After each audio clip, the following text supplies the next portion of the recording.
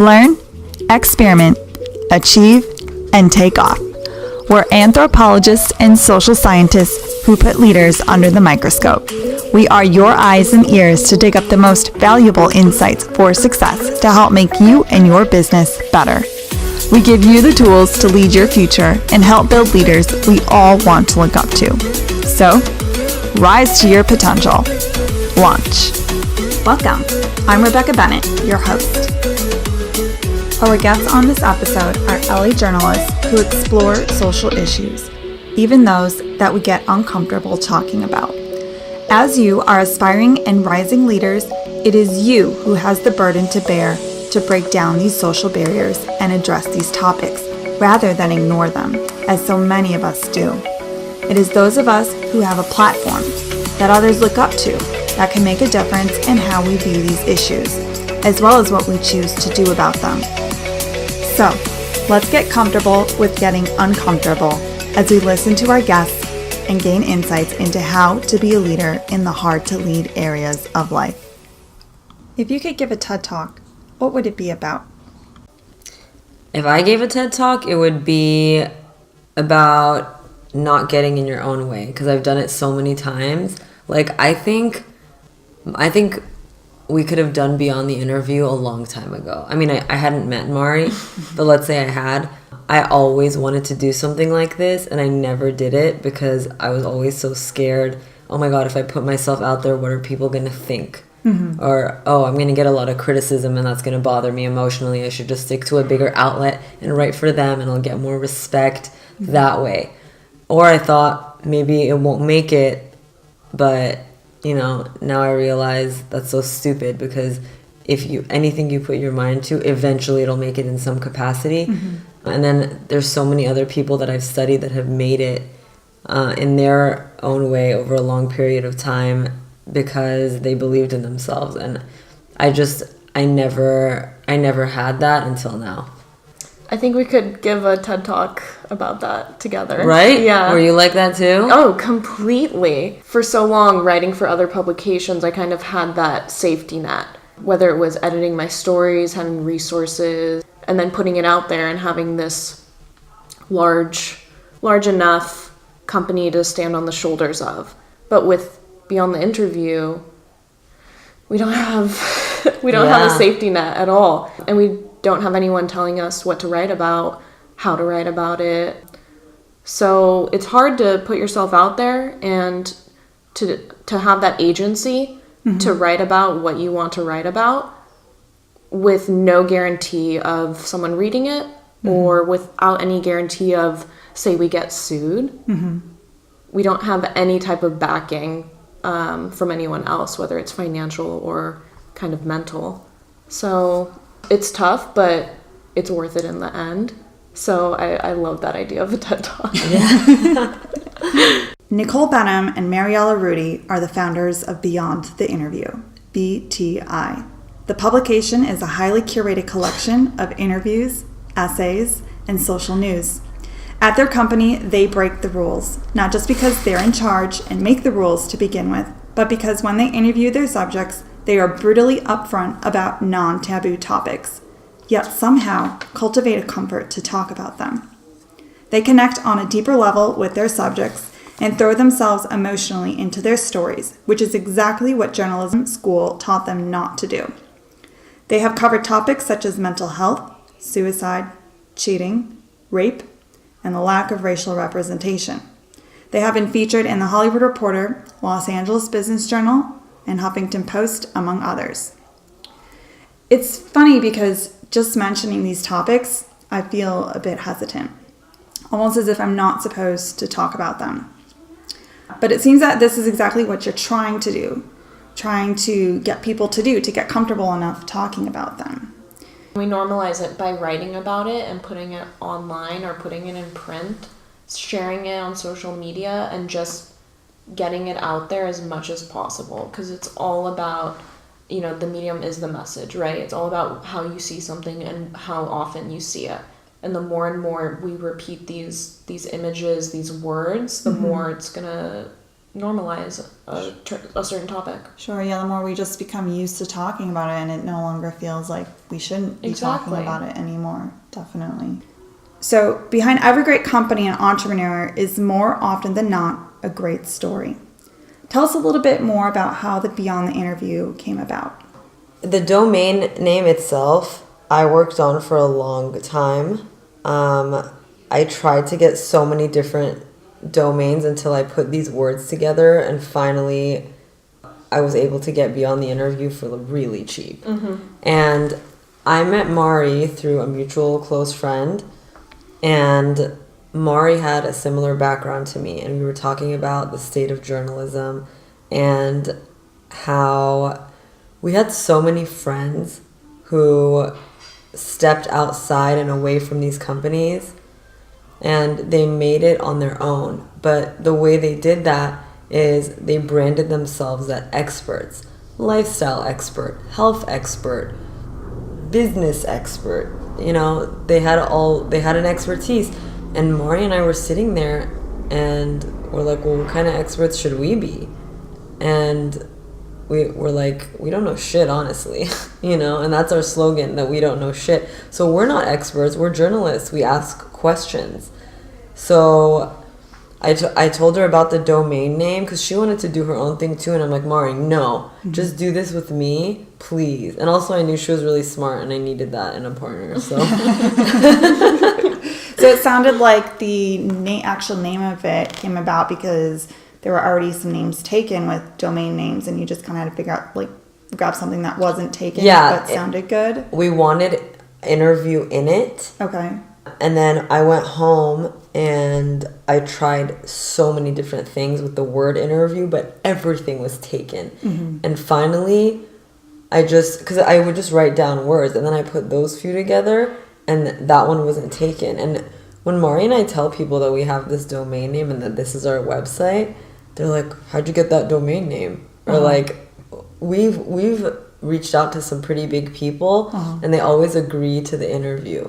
And this is what I like about us. There are so many other people that go off and do their own thing, but for some reason, and I'm sorry if this offends people, but I don't know why they put their own name in their domain. Like, if the girl's name is like Kelsey, the website is like keepingupwithkelsey.com. Like, okay, you're competing with really big people out there. So why is it Keeping Up with Kelsey? No one cares. No one knows Kelsey. No one even, thank you. No one knows Kelsey. So us, we don't put us before the brand. We put the Beyond the Interview brand before us because we know it's not necessarily about us. Like, eventually we'll do our own thing and we'll have our own little niche type, I don't know, whatever. But we really care about what we're doing and about the brand and about the fact that these are interviews and conversations that don't really happen outside the realm of regular everyday conversation. So part of your brand, or the way that you're distinguishing your brand, is exactly what the name entails, going beyond the interview, not doing your typical interview, but digging a little bit deeper into the emotions and the why behind people do things. Yes. So it seems like in this industry, it's all about building up that reputation. And it's all about who you know. Also, like, so many stories I get from a friend of a friend or even an acquaintance. But the beauty of what we're doing is that we're female entrepreneurs, and I feel like people are trying to celebrate that right now. It's a great time to try and build your own business and promote a social cause or a message in that way. And so people want to help us. We've found. We've been lucky in that regard.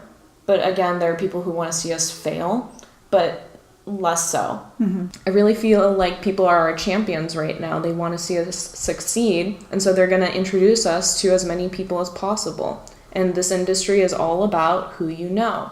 I only write for outlets, not because I submitted a pitch, cold email, but because a friend works there and submitted my name, or a friend of a friend of a friend emailed someone and we started talking that way. Rarely do I ever write for people who I've met in real life. It's like all online right now. Or, I hate to say this, but to add to what Mari's saying, it is so hard. As good as we are, and I'm sure there are other writers who are really good, it is so hard to get a job. Even if you get an interview, it is so hard now to get a job as a writer at any of these outlets because the competition is so high. Sure. There's more people applying than actual media companies out there. Yeah. So how did you meet your co-founder? How did you guys meet each other? Through our mutual friend, Dora. Okay, and who's Dora? What setting were you guys in? So Dora, she's like in graphic design, photography. Like we work with so many creative people that it's kind of hard not to find an excuse to work with each other and make it fun.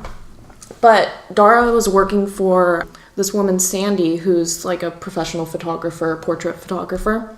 And we were just hanging out at her place because we all kind of needed like that stimulus of like having another person working with you and like being on your computer and that type of like workplace vibe that so many like millennials crave today.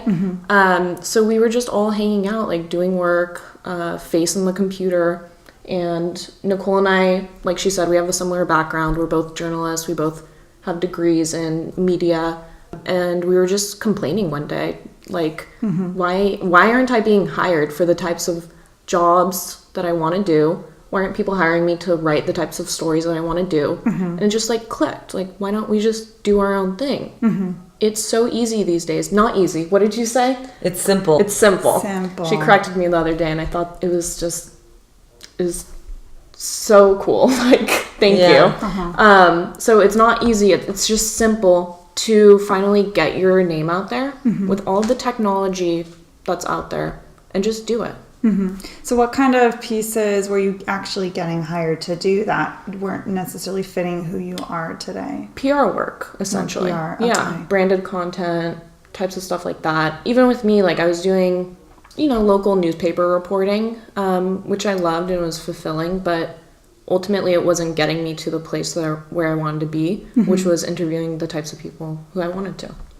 Yeah, I was doing red carpets, and the problem with the red carpets were, you get to interview A-listers and cool people, but you can only talk about whatever, like if you're at a charity event, you can only talk about anything within the parameters of the charity event. Or if you're at a movie premiere, same thing. So anytime I would sort of veer off the track of the questions that I was supposed to ask, a publicist would be like, "Hey, we're not allowed to talk about that." And it's just like, you know what? I don't want to do those kinds of interviews. I want to talk about like people's past with drugs or their parents' divorce, things like that. And so what kind of made this partnership feel right? You guys had a lot in common in terms of your background, but there's a lot of other journalists you guys could have picked to partner with. What made this particular relationship feel right? So it wasn't so much our similarities as it was how we filled each other in what we were lacking. So like me, for example, I struggle with like self-promotion. I am a self-starter, but I work better with others and collaborating. And so Nicole, I think also like I was able to do the website while Nicole was able to like do the social media. We know so many different types of people despite having grown up and like kind of flocked in the same circles. So it was kind of just a match made in heaven, for lack of a better term. It seems like your skills were they complemented each other. Like whatever gaps you saw in yourself, the other one is able to fill. You'll hear this from anybody who's an entrepreneur, I think, that it's so much easier when you have someone else or if you're part of a team, because you can't do everything by yourself. I mean, you can, but you can't do it as well as some. Like if there's one person working alone and there's a team, the team's just gonna win. They're just gonna win. Think of basketball. If it's one person playing against five, unless it's Kobe, like it's a game of numbers. They're gonna lose. Yeah, it's a game of numbers because if when you divide tasks, it's easier, and then also you kind of check each other. You make sure like, hey, did you finish this? We have to do this by tomorrow. So in that way, it's easier. It's hard to have self-discipline. I mean, we have it. We've gotten better at it, but the fact that we have each other, that's what keeps it moving forward. And so what kind of roles do you guys play in your organization? Okay, we both write. So we both write. Mari started by building the website while I was doing like social media and promotion. And then after that, she was like, okay, well, you got to learn how to do this. You should watch these YouTube videos about how to make the site. And then I started doing that, so I started learning too. Okay. We write, we do the promotion. We edit, we have to, find writers, cultivate their types of stories that they want to write. Like, we're always, whenever I meet someone new and I find out they're a writer, I'm like, you're writing for me. And I've always been that way with, like, working for newspapers because you have to fill up the newspaper, right? And we have to fill up our site. We're still in our infancy where we have kind of some small gaps that we wouldn't like to have, even just visually, but also editorially. We have so many subjects that we want to cover, but we can't cover them all. Taking a step back from this interview, I want to touch on this. This is always an issue that entrepreneurs have. So much to do and not enough time to do it. You've got to pump content and product out fast enough so that people don't forget about you. But no individual can single-handedly keep up with the rate of content consumption. This is why outsourcing, hiring contractors, networking, and forging partnerships is so critical to the growth of a young startup, such as BTI. Nicole and Mari's strategy is to give a voice to those who can't easily find a place to express it. If you take a look at their website, you'll see some amazing artsy images that gives BTI a more liberal look into these non-taboo stories. But instead of making their subjects look like outcasts, they make them look beautiful and intriguing, making the reader put their guard down and any biases aside and just get drawn into the story.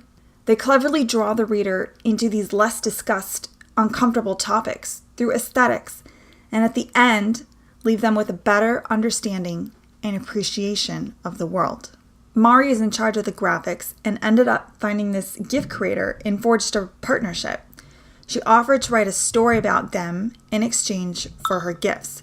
And not only was this a clever way to find a way to spruce up the site visually with zero budget, but a way to create more content and apparently boost views because it was the second most read story on the site. Not only does everyone benefit from the exchange, but it fuels more content.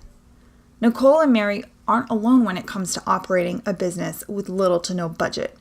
As entrepreneurs, we have to find creative ways to get stuff done. By forging these relationships while still in your infancy, these do way more than meets the eye. They will fuel your growth often in more ways than you expect. There's a reason why bartering is the entrepreneur's favorite form of currency. Right, exactly. And we're also saving our money for video also. And you can't really, the way our social media and our content works out, we don't want to take other video. We want to produce original content. So that's kind of where we're saving our budget for. Of course.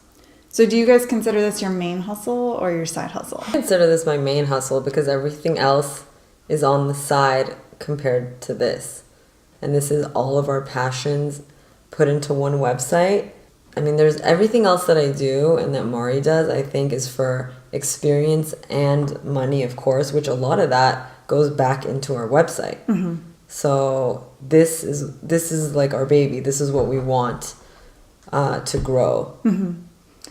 Yeah, I'd say it's my main hustle too, but at the same time, as a struggling young journalist, I do freelance. I do work as an assistant to an art critic, and I work every single day. But however many hours I put into writing an article for someone else or working for someone else, I immediately meet up with Nicole after, and I just set my priorities straight that way. And I put in double the amount of time on Beyond the Interview because this is my main hustle. So maybe your main hustle in terms of your passion, what's important and to you. mindset, yeah, Okay. exactly. So maybe not financially at the moment, but this is how we introduce ourselves as well. I'm the editor of Beyond the Interview. I run a website. When people ask me, what do? I say, I run a website. That's what I say. Yeah. Yeah. Yeah, a lot of entrepreneurs, they tend typically start off with a side hustle while they're doing their day job, and then they convert it over to their main hustle. So that's amazing that you guys are actually on your way to transitioning that over, if not already. For the side hustle part, I know when I was working a day job as well, I was working at Fox Studios and I was doing my website on the side as well. One thing that I found really valuable is that you still learn. Yes. You're learning so much, not only in what you're doing, you're taking learnings away from your current day job and you're able to stay fresh with what's up to date in the industry and apply that to your so-called side hustle. Yeah, that's so true. Right. As well, yeah. So I work for an art critic, like I said, and whatever stories he like just chooses to put into his trash, I dig through there. The proverbial trash, you know, Right. the email trash. And I take stories from there.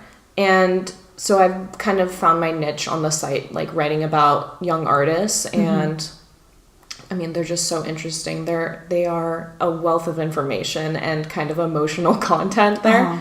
So it's great to get story ideas during the day that way. Definitely. So what was the pivot point for you when you decided to actually transition from reporting for others to starting your own publication?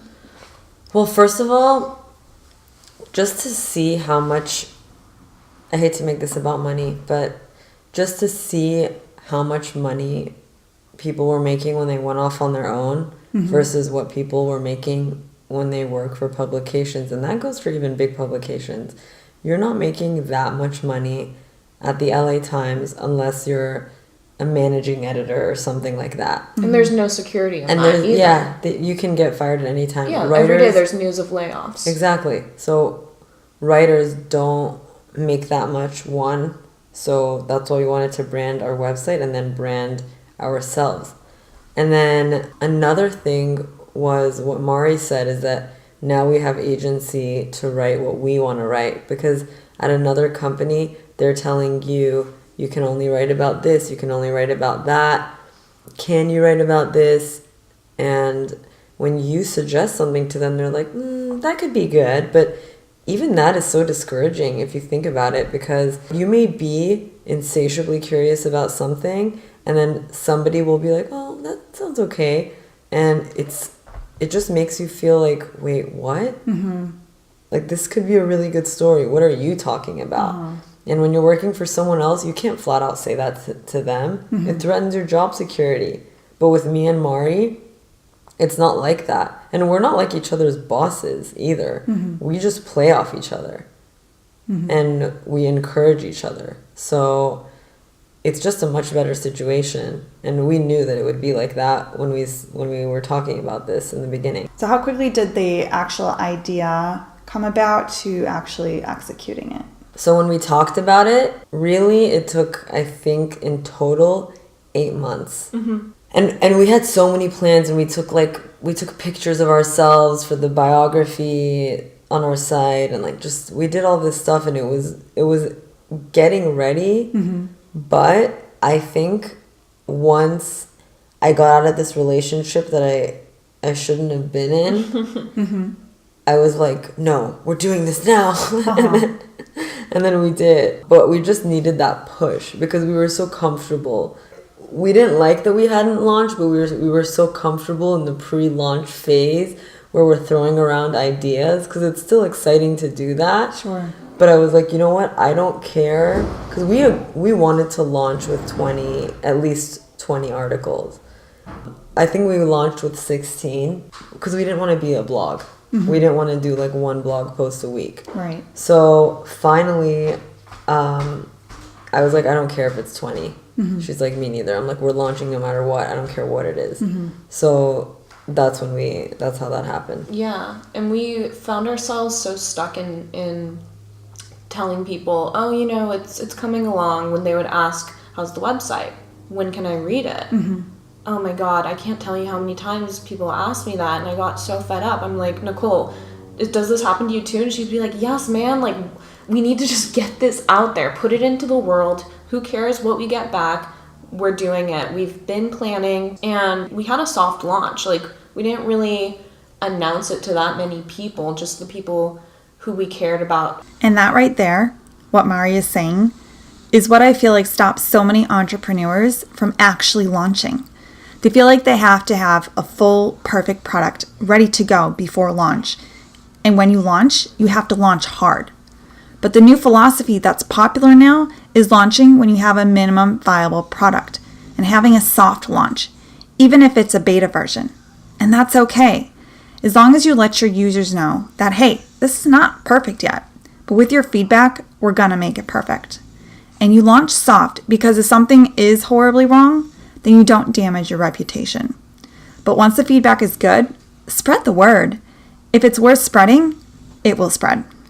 Which story did you publish in BTI that was wildly successful, that kind of went beyond your expectations, and why do you think that was? There was an article that got over 20,000 hits on our website, which was record-breaking. This girl, Michelle Farivar, posted. It was about being shamed by ultra-Orthodox rabbis in religious schools, which is an experience that I feel like so many people can relate to. They will shame you for the dumbest things. Like, she brought a CD to school that was explicit content. It was like an Eminem CD. And the rabbis shamed her, brought her parents in, and made her feel like she was a bad person because of that. When in reality, children don't know anything.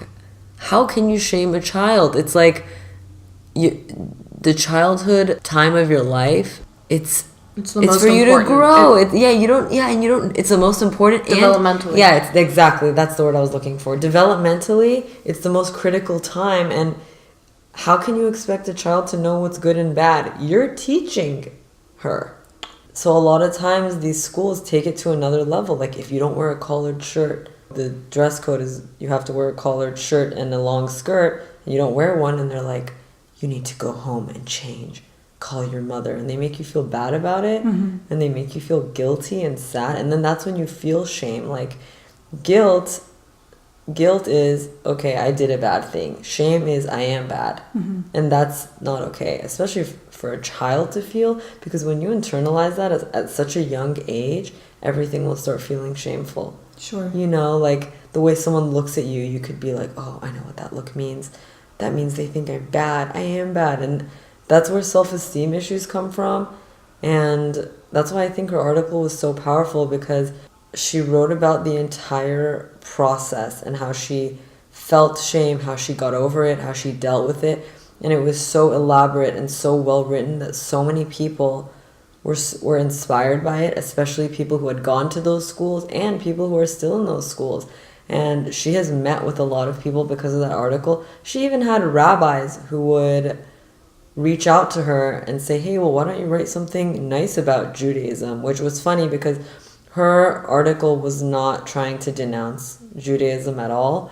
It was just talking about specific rabbis who had shamed her, Mm-hmm. so that this wouldn't happen again. And that's not typical. I feel like the more religious you get in any religion, Mm-hmm. the worse it is, because they use a lot of dogma to control you, Mm-hmm. and you don't need that to live a good life. You can just be a good person. Don't lie, don't steal, don't cheat, don't hurt other people's feelings, or don't hurt them physically, and then that's it. Mm-hmm. Like, you don't need an entire religion to be able to live as a decent human being.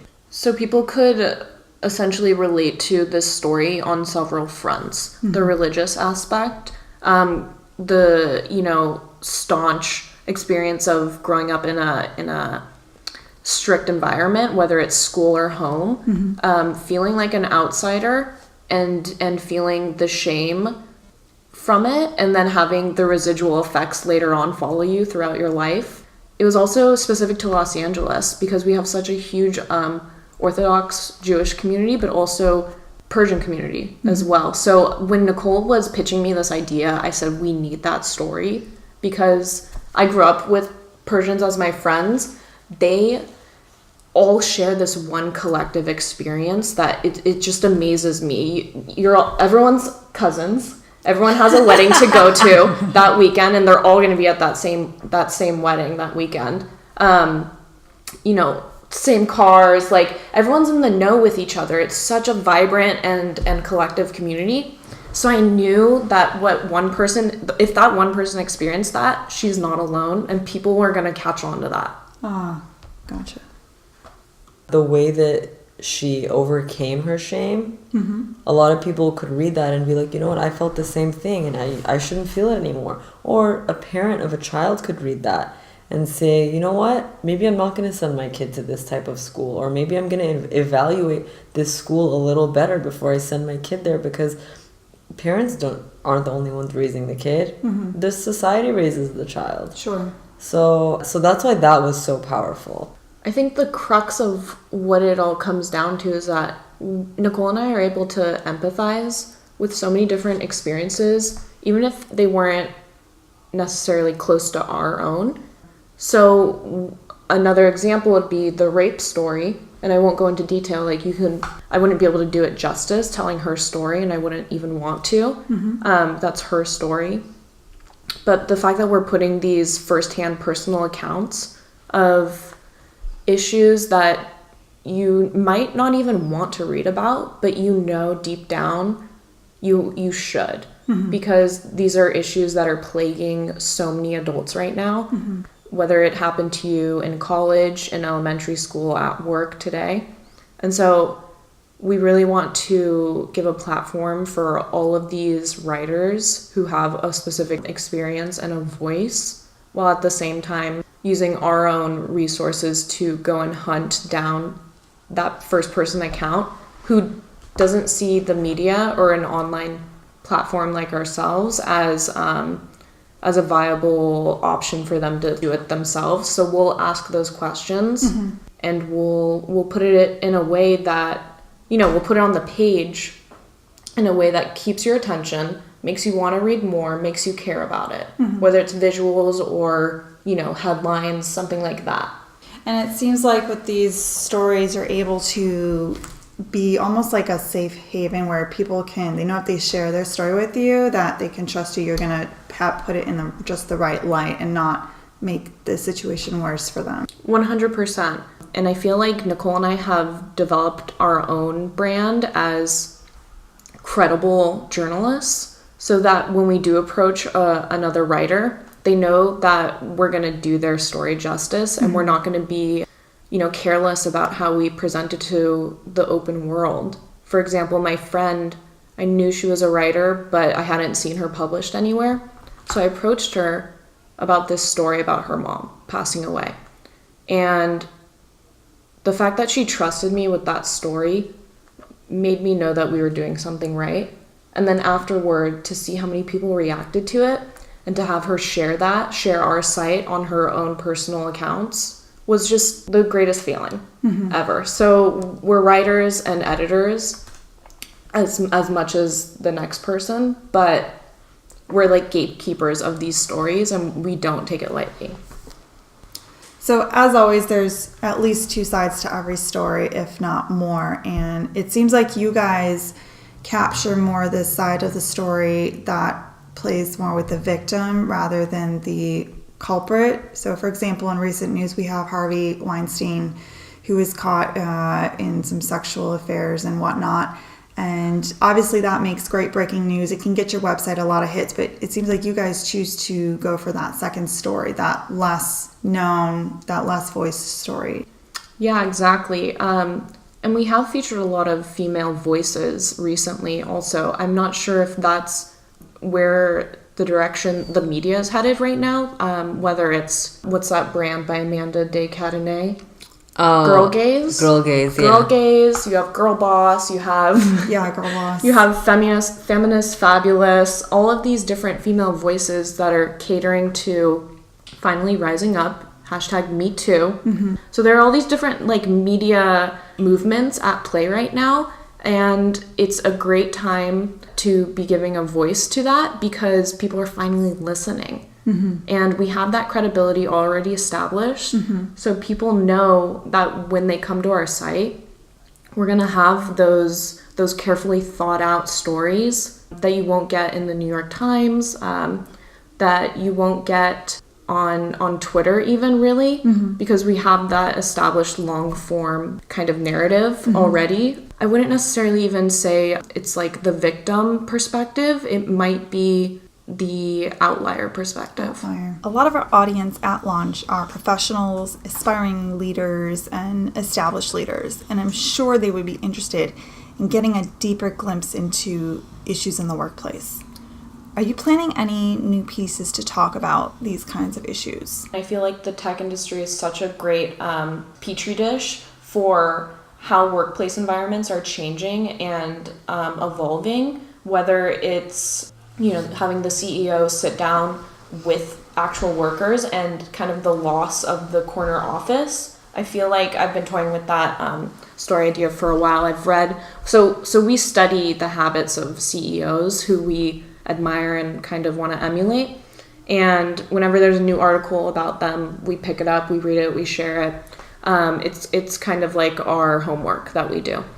And I've been finding that a lot of these CEOs, founders, whatever, they don't work in their offices anymore. They come out and sit in this kind of, what's it called, where there are no walls. There are no more cubicles, exactly. Everyone just sits on the same table with their laptops and dialogues that way. And so I think it's a really beautiful thing that these founders and CEOs and management kind of are tearing down these walls, so to speak, and getting a taste of what is actually happening in the office. I think what I'd like to delve into is why women are so vicious with other women. And I feel like more and more we're seeing women supporting other women. And it's funny because when they do that, everyone's like, I'd love to see women supporting other women, girl power. And why are they celebrating the fact that a woman is supporting another woman? Because it's so rare. Men don't do that. They're not that competitive. They don't feel like if some other guy has something that they can't get it. For some reason, women have been socialized to believe, whether it's a man or a job, that if another woman has it, she can't have it. And that's the problem. And that's what I'd like to delve into a little bit more. And not just in the workplace. I mean just in general. Society socializes them to be this way, and it helps business, and it helps men to keep women insecure and in competition, because every girl's trying to be hotter than the next girl. Or in work, every woman's trying to work a little harder than the next girl, or, you know, do something to take her job or whatever. It makes sense. It makes sense in like a capitalistic world and in a world where men are trying to take power or whatever, for women to be socialized this way. Sure, it's one of those social impositions that are put on women, and I guess men feel like that, not all men, but some men, if they keep women in this place in society, that they don't consider them competition. Right, it's not all If you have a men. woman competing with a woman, then that's fine, leave them to it, and then he can work on his own thing, and they're not paying attention to him, and vice versa, It's so interesting because so much of the workplace that we know of is steeped in the patriarchy. And you have, when you think of a boss, your mind goes to a man in a tie with holding a coffee mug, just, you know, pouring over his worker bees. Like, that's the image that comes to mind. But I think it's changing right now, and it goes back to why we revere these female entrepreneurs so much at the moment, is because they're changing that culture that has held up men for so long and allowed them to become the breadwinners of the family, and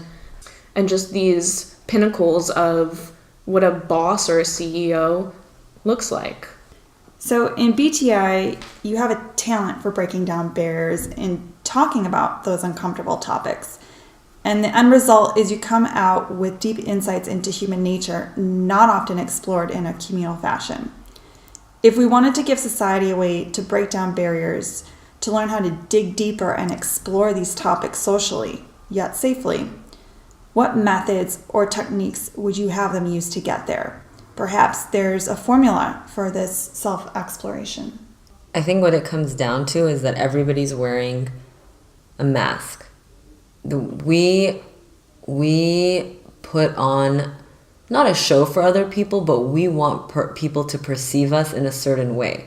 So the only way to get through to another person is by taking off your own mask so that they take off theirs. Like, I know if I sit down with someone and they have this like poised, perfect attitude, the only way I'm going to get them to like break down or talk about things that have been affecting them in life is by talking about things that have been affecting me in life. That's just vulnerability. If you don't make yourself vulnerable, no one else is going to get there. Let's look at depression, for example. A lot of people don't want to admit to anybody that they've ever felt it or that they've had it clinically.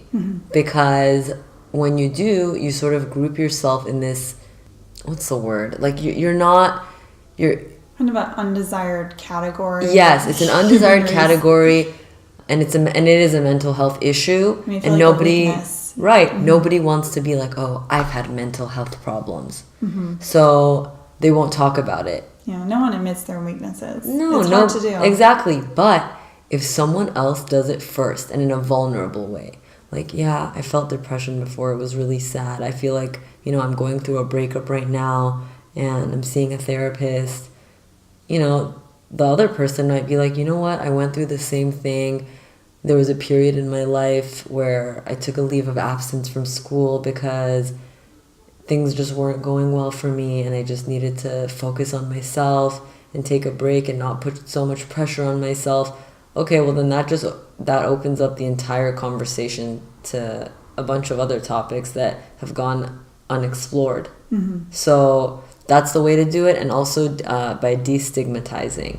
So like the mental health issue, if that eventually becomes something that's considered normal, no one's going to be embarrassed to talk about it. I think this is really important in the workplace. In this day and age, we have a lot of global teams, a lot of diverse, multicultural teams.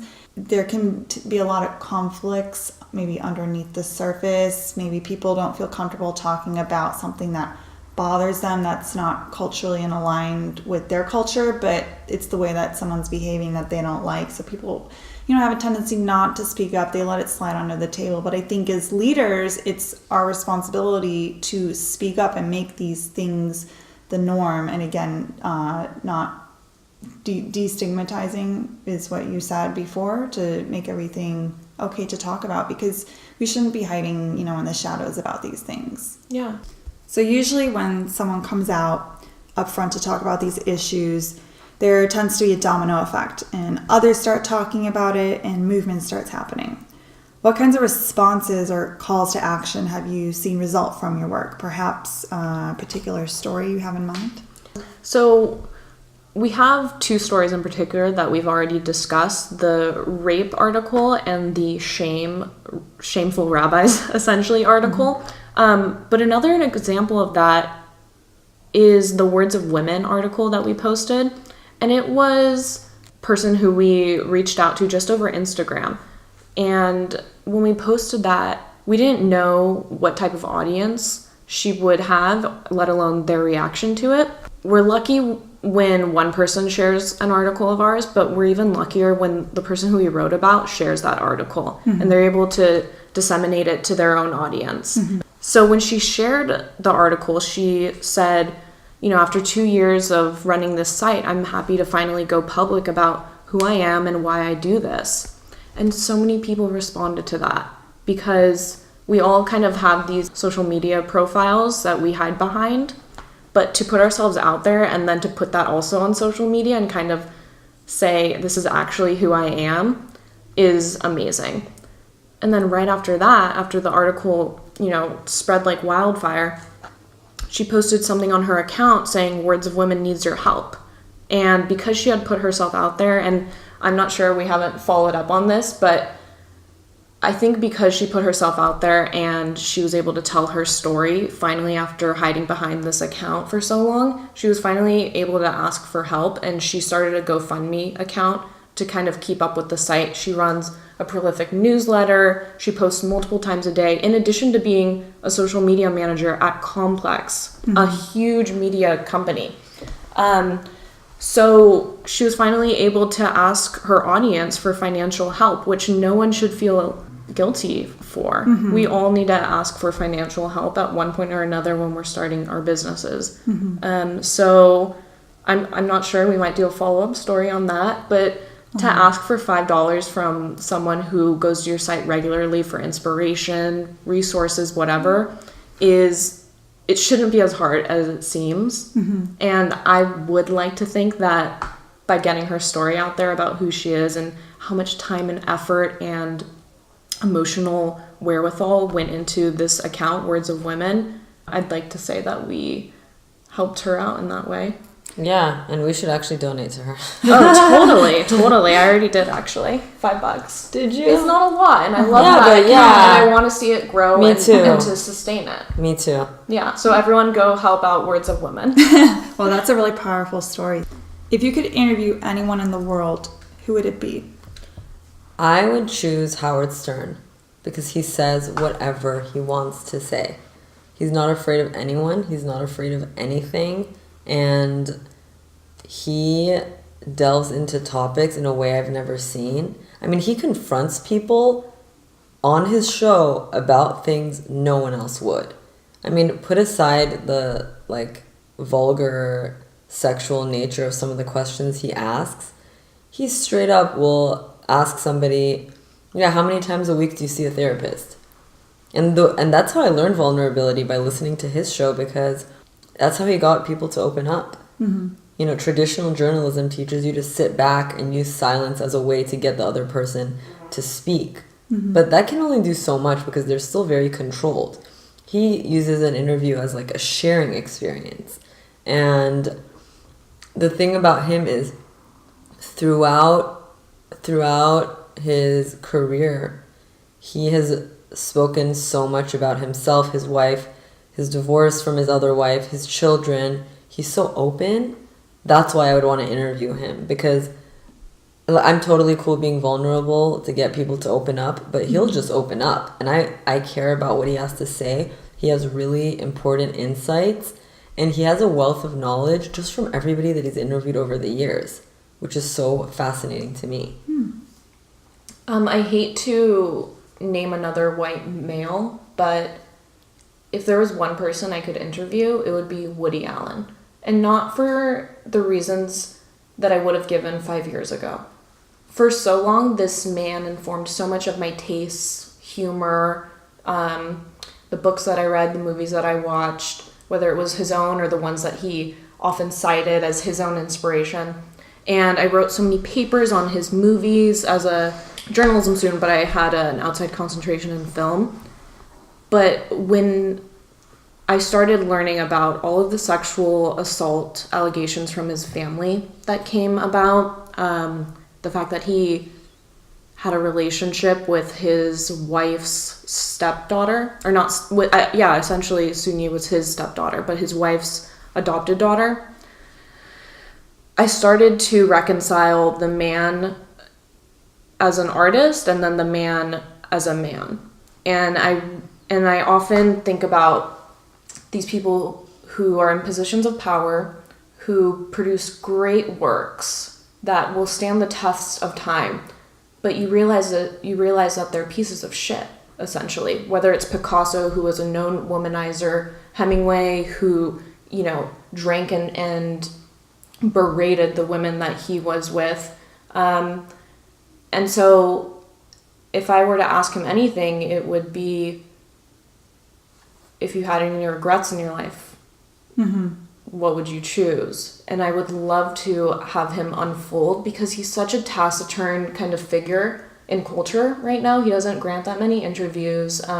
If he does, there's so many topics that aren't discussed that what you're reading, you're reading it to find out those little glimmers of truth, but you never get that. So I would love to just hound him for that. But then also ask him questions about, my favorite movies and my favorite short stories of his. So it's it's a delicate dance that I would Sure. like to do with him. Sure. Yeah. So where do you guys get the ideas for your topics? Where do you get your inspiration? Is it from a particular magazine or website, or is it a group that you hang out with? I think most of our ideas come from conversation. When we're talking to someone and they bring up something or we bring up something and somebody at some point goes, I wonder why that is. And then that's how we get our ideas. Or if it's a conversation and someone's saying something like, yeah, it was really crazy, I went through this, and this, and I'm like, wait, that's a story. Uh-huh. That's how it happens.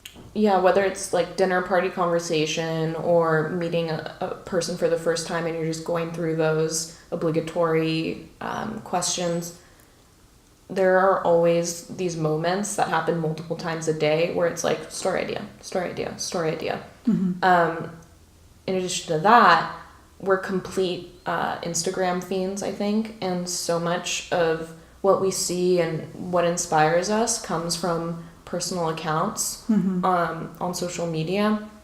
And so I think it's that combination of like virtual versus reality that we get a delicate balance between what we cover. I think that's kind of what makes your stories more powerful, is that they do initiate from kind of that personal account and that personal curiosity rather than just going with what's trending now. Yeah. It's you're staying true to yourself and your curiosity. And that's what we try. What is your biggest challenge in running BTI? First of all, I love that you use the acronym BTI, but our biggest challenge, I would say, is being consistent, because a lot of times we do get sidetracked from our jobs because that's, we're working for somebody else. We don't want to lose that job. And then also an overflow of ideas, because sometimes we have so many ideas. We're like, let's do this article. Let's do the suicide article. Let's do the rape article. Let's do the article about, the girl who does these GIFs and, her GIF became #1 on Google. I mean, there's so many ideas that we get so excited. And because we get so excited, sometimes 1/8 of what we want to get done gets done. Yeah, we go into these crazy manic panics of story ideas and writing down to-do lists. And so it's the follow-through that's the hardest part, but also it's time. Time to write the way that we want to and really take that care into consideration of how are we going to put this out into the world for all time, because we want this to be a website of record where you can go back to it and find an article from 5 years ago. It's taking that time and care and effort and then finding it and then actually following through. Sure. Yeah, there's a lot of us, especially creative people, have so many ideas. It's like it's hard to focus on just one thing at a time, and you want to do everything at once. And each idea is going to have its own time commitment, its own lifespan. And you can do it too.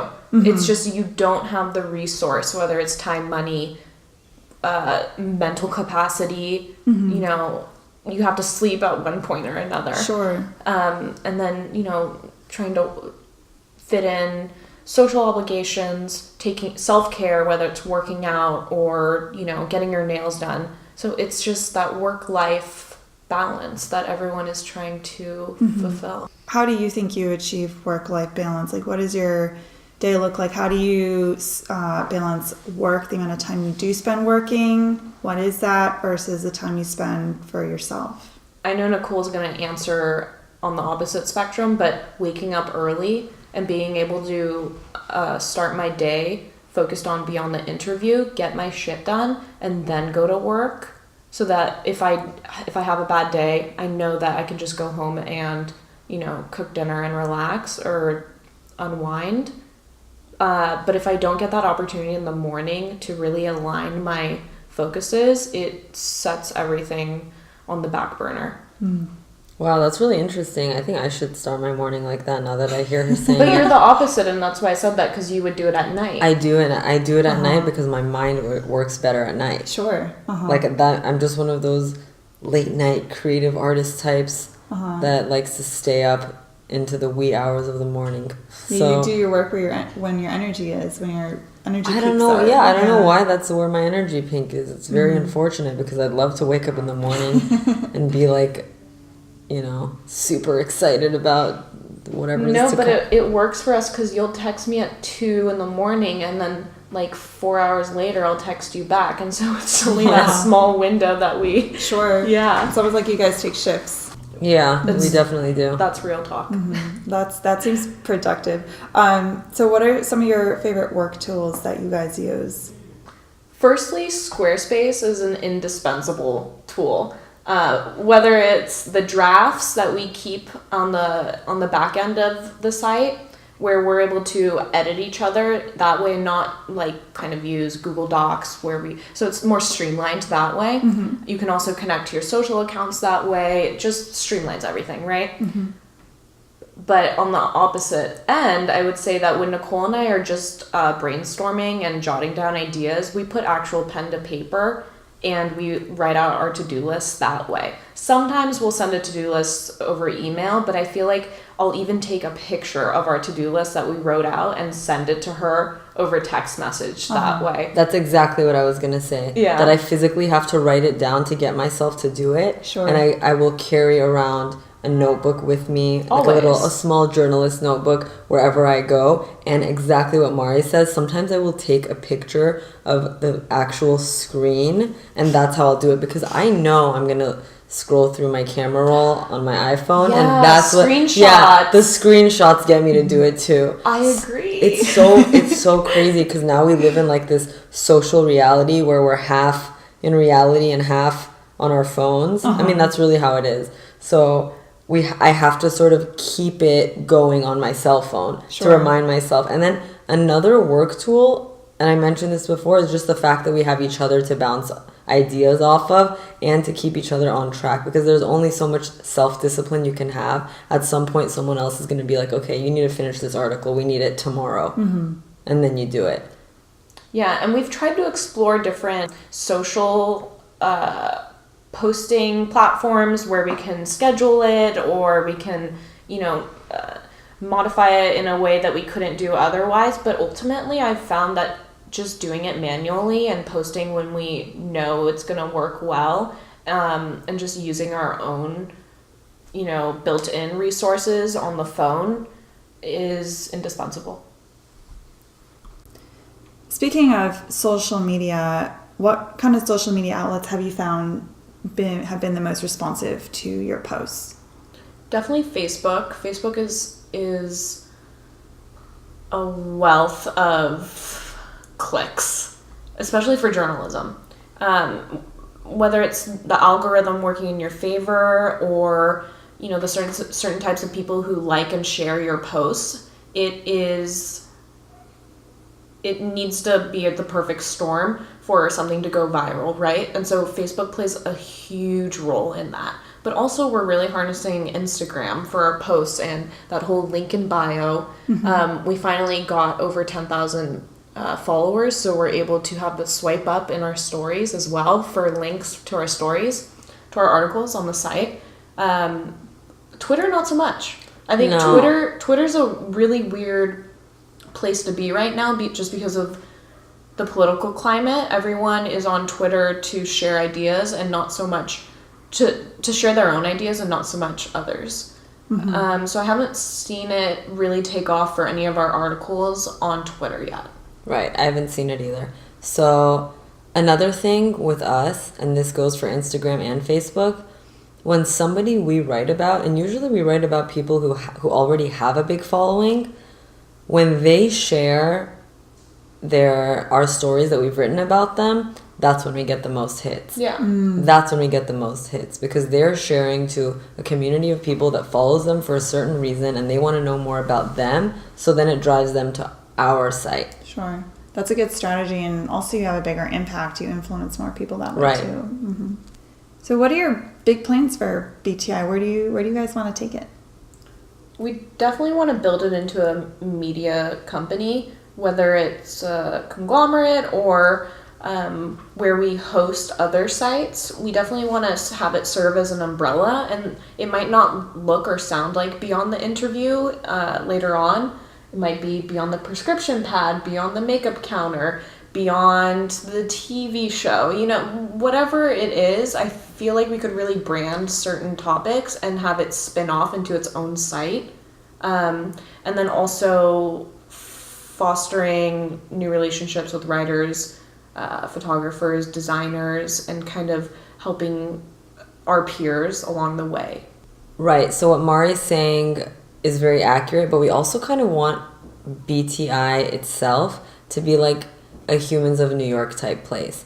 Because the thing about our articles is that whether it's somebody who is an expert or somebody who is an expert through their own personal experience, the bottom line is that they have insights that are deliverable and that other people can draw strength from or can get advice from. And when you look at Humans of New York, sometimes it's not even necessarily insight. It's just an experience that other people can relate to. And even if they can't relate to it, you read it and you think, wow, that's such a human thing to say. You can and open their eyes. Right, and it's so comforting to see that someone is continuing on in this world when they've gone through something so significant. And then you look at it and you're like, you know what? I haven't even gone through something like that. Why am I complaining? Sure. So it's refreshing in that way too. And we want to give people hope, strength, perseverance, a reason to live, a reason to pursue their passions. We want to inspire them, not in like a self-help creepy type of way, but in a cool, get to knowing other humans way. Sure. Yeah, it's all about connection right now. It's such a turbulent time, and everyone feels isolated in their own beliefs or convictions. Mm-hmm. And I feel like, going beyond the traditional scope of what an interview does and what its purpose is, forging that connection and having others read it and feel a part of it is so important. So a lot of times entrepreneurs are extremely busy. They don't have a lot of time on their hands because they're basically wearing all the hats in their organization, and they have to allocate their time across accordingly. So if you could outsource anything in your business, what would you outsource? I would outsource, and I know Mari agrees, our social media, but the reason we don't do it is because sure, we could hire someone from the Philippines for $5 a day, or maybe less, who knows, but they need to understand our guidelines, and especially they need to understand Mari's eye for aesthetic, because if she's not down with it, she'll take down my posts. I'm afraid to post without her approval. So, You have to run it by her first. I don't know what some chick from the Philippines is gonna do with Mari, but yeah, God help her. Yeah, God help her. But yeah, even the writing aspect of it, it's not just proper grammar. It's also, they need to understand where we're coming from and what our tone is and what we want to share with our audience consistently. Mm-hmm. So that's what we would outsource. But before we do that, we really have to give them a tight guideline of this is what we want. This is what it needs to sound like. This is what people need to get from it. Put the link in bio. Make sure you update it. All that stuff. So it's a process, and we don't feel comfortable giving that to anybody yet. Do you feel that LA is the place to be? Do you think it's where the home of BTI should be? 100%. People come to LA for opportunity. And there are so many markets at play in LA right now, whether it's obviously Hollywood or the burgeoning art world, which is coming in close at a close second behind New York. But I feel like that's always been Los Angeles's kind of downfall, is that they're second to New York. I think that Nicole and I strongly believe in LA being Beyond the Interview's home base because of the people here. And why LA and not New York? So we're from LA. We're champions of this city. We have this city on our back. Mm-hmm. We love it here and we love the people here. Even if it's not a perfect world, which it certainly isn't. Sure. But that's what makes it perfect to us. Mm-hmm. That's what makes it a great source of inspiration and also a great source as a subject. Yeah, I know in LA there's, maybe it's just more prominent here in bigger metropolises, but you tend to see a lot more publicity around the problems in these big metropolises. Like LA, there's a lot of hookers, or there's a lot of stars looking for fame, like the actors that don't make it, or things along that sort, or drugs or whatnot. So it seems like it's a good pool to find good content from. It really is, and the people here are absolutely out of their mind. You have to be crazy to live here because nothing works out ever. You sit in traffic all day, and all you want to do is be outside when really you have to get your work done inside. So it creates this kind of whirlwind dream world that you have to exist in your own mind in order to get things done. And because of that, the stuff coming out of the city is unlike anything you've seen before, whether it's the art, the movies, the politics, the architecture, all of it. It's just all happening right now, and I love reporting on all of it also. You say you love California, you love Los Angeles. Obviously, every city, though, has its problems that they're looking to solve. Do you plan on writing about any of these? Any problems that hit close to home, issues you want to bring to the forefront for your community to glimpse into? Definitely, for us, the main one would be helping out. Don't say hookers. No, I wasn't, but it's in the same realm. Is helping out the women who live here, and men are such a big part of Hollywood or any type of big industry, and they're the ones in the positions of power. And I feel like the female is secondary to the male in Los Angeles. Right. Whether it's like studio heads or heads of newspapers right now. Just the fact that there's still a pay gap between men and women puts them ahead in any industry. Sure. Right. But I mean, this is true in Silicon Valley, elsewhere. It's not specific to LA, but because we have Hollywood and this sexualization of females at the forefront of everything that we do, it's pervasive. And I would really love for Beyond the Interview to get rid of that and to have a voice in propping up women as more than just their bodies or their looks. You know what makes me sad now that I'm thinking about it, and just as I heard her say the sexualization of women, yeah, it's bad for a society to sexualize a woman, but we're making it sound so bad. Like, women like to be sexualized too.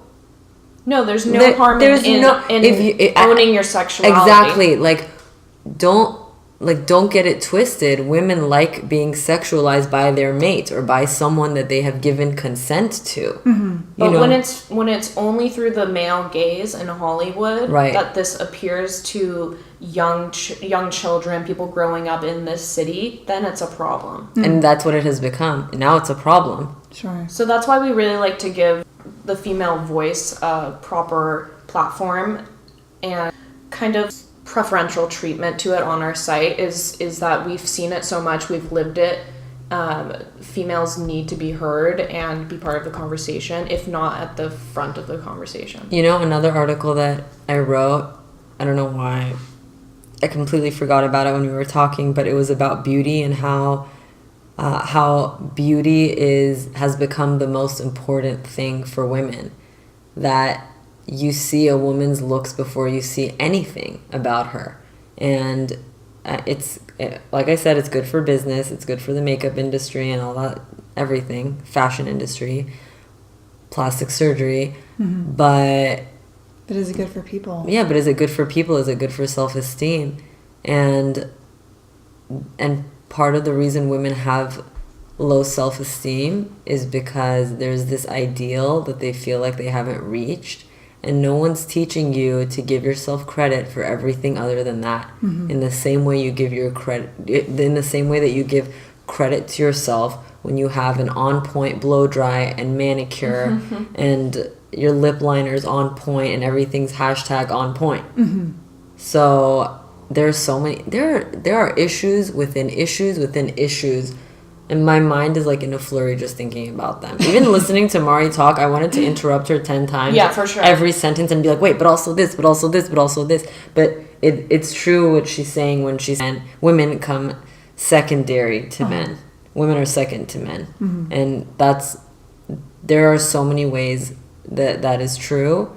And we need to one by one as a society undo that. And I heard somebody say, I think it was like Tracy Morgan or something. I don't know who it was, but he was saying in reference to the whole Harvey Weinstein thing, because now people are accusing all kinds of men of doing these kinds of things. And they said there's pre-Harvey Weinstein world and post-Harvey Weinstein world. That's so true. And I feel like now women are like, you know what? This is my pain. This is my truth. This is what's gone on, and no more. And that's what's happening. They're speaking up. Yeah. Because of all this. So that's one. And listen, that wasn't BTI. That was Harvey Weinstein. You know, that was the turning point. So we want to have our own turning point. That's it. So maybe building on this. Mic drop. building on this conversation. What do you think LA could use less of? Hookers. Less hookers. Hooker. Cool. I'm kidding. I'm sorry. I need to stop with this hookers thing. I don't know where it came from. Can I tell you? Maybe later. How about you, Mariella? What they less traffic, True. less male pigs in heads of departments. I mean, Hookers contribute to that, by the way. Just True. saying. I'm sorry. Sure, it's not just a one-way street. Yeah, no, completely. But I'm all for like sex workers having the freedom to do what they want to do. Oh, that's Not why you're feeling just, forced. that's why. Oh, Yeah. you're coming at. Pigeonholed. No, I Yeah. don't. I'm actually not judging them. I'm not judging them. I don't. We just need less of them. No, I was making a joke about it, but the thing is, I think the reason it bothers me so much is that because there's been a proliferation of sugar babies and hookers and escorts, I think women in actual relationships are starting to see their relationships as an exchange. I'm this pretty, you owe me this much money. You're getting sex from me, you need to give me this much a month, babe. You know, like that's what I think is going on. So listen, I don't mind if someone wants to be a prostitute and they're okay with it and they're comfortable with it. By all means, if that's the way you want to make your living, who knows? Anyone could have ended up like that. I'm not judging that girl, but I'm just saying that there are other ways, and I think women tend to rely a lot on men instead of themselves because they don't view themselves as being capable. They view themselves as being objects that can be so pretty that they can just rely on their looks to get things. And I've seen it happen in front of my eyes a million times, hooker or regular or non-hooker. So Right, and BTI can kind of open that world up to them and let them know, like, hey, it's okay to speak up and talk about how you feel in your situation, and BTI can maybe get other opportunities out there for women. They don't have to feel like they're pigeonholed in this situation and that they're stuck. Same thing like with the domestic violence that's going on. A lot of women feel like they just can't get out, that they're stuck. Right. exactly. And because we're editors of this site and it's part of our own personal brand so much, we're there to hold whomever's hand who wants to speak up. And we're just as much as part of that story now because we put it on our site. So we're never going to be careless about what we write, what we publish, who we give voice to, but just know that you can trust us. Like, you can trust us through the entire process of editing and sharing it. And what does Southern California need more of? It needs to give more opportunities to people of color and people of different backgrounds, whether it's sexual preference, socioeconomic status. We have such a huge Southern American population in LA, and I don't see enough of those people where I work. And I would love to see more people of color be given more gallery shows, publish more books, be more bosses also. We live in such a diverse community that I think we should be seeing more diversity amongst people in the workforce and positions of power, obviously. If you could have done something different, what would you have done?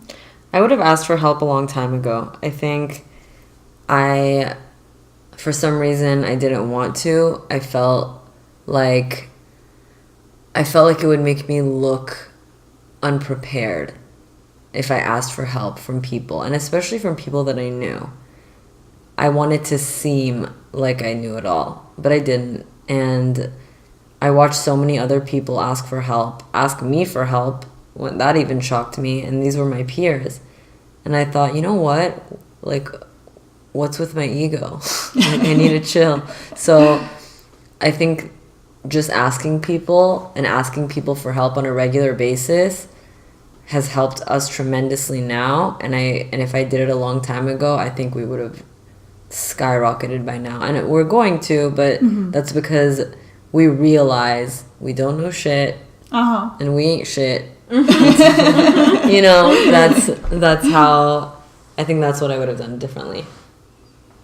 I don't know if I would have done much differently, but I would say to my younger self to reach out and take that person to coffee. Reach out and don't be so hesitant to ask them again for help, or to ask them for a story. Or a connection. Or a connection to a story. I so often get wrapped up in my own anxieties of how am I going to come across? Is this person going to turn me down or not? How is it ultimately going to phase out? And I would just tell myself to chill out and just go for it. The other day I was in my entrepreneurship class at University of Southern California, and I went up to my entrepreneur professor and I was telling her, I have this great business idea. I want to approach the co-founder and develop this relationship and pitch it to him. Maybe we can partner on it. And I told her the same thing. I was like, I'm afraid how I'm going to come across. I feel like this is a one chance deal. I only can't get it right the first time. I have to come across absolutely perfect. And so one of the things that has been holding me back is I don't feel like I'm ready enough or not perfect enough. So I feel like that's definitely, I don't know if it's like a woman thing, because when I spoke to her, she said, this is what she said. She said, if you're a man, you wouldn't have thought twice. It's because you're a woman. So you always are analyzing yourself, observing yourself from the inside and outside in, and constantly questioning, like, are you good enough? Are you worth it enough? Are you valid enough? That is so I true. love that so much. I'm going to be thinking about that for a while. I'm going to be thinking about that for a long time. So that made me really relate to what you just said right now with feeling that same exact way. And that's why I'm wondering, starting to think, well, is it something that women do a lot? You know, they question themselves. That's funny. My boss, who's a man, he always says perfection isn't the name of the game. We just want to get it out there. And so often I nitpick and pinpoint and checklist things that I for some reason think that need to happen before I actually do the deed. Yeah. I'm a victim of her checklist. yes. But at the end of the day, if it's not perfect, you're the only person who's going to really know that. True.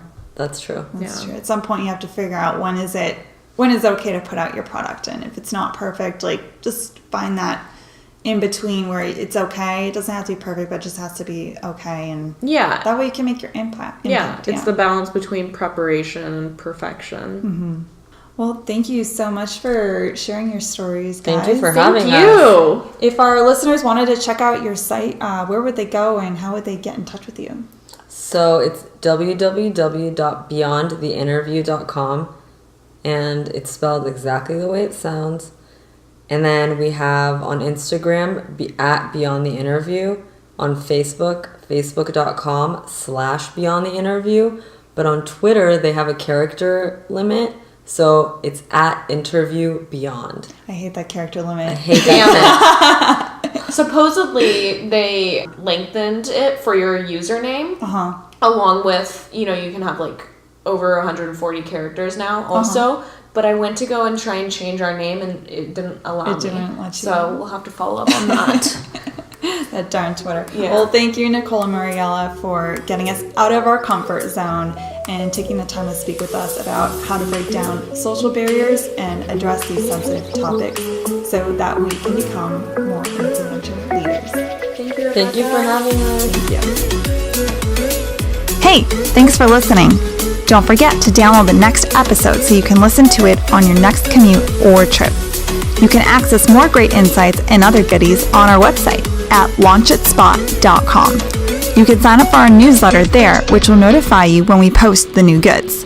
And of course, we always appreciate shares and likes by our listeners. Now, how are you going to lead the world?